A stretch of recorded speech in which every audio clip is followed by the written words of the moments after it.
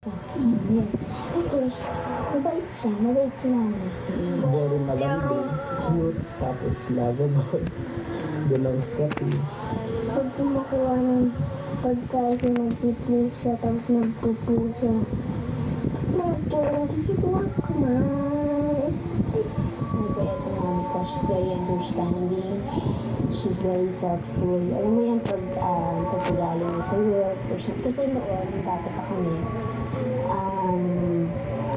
minsan nga kami nakita kasi pagising namin sa umaga, tulog pa siya dahil na magdamag ng katrabaho, nag-shooting. So, nagawa na lang namin, nagsusulatan kami, pagkatapos, yun, yung bago ang naging communication namin dati. Tapos, tumagal-tagal na,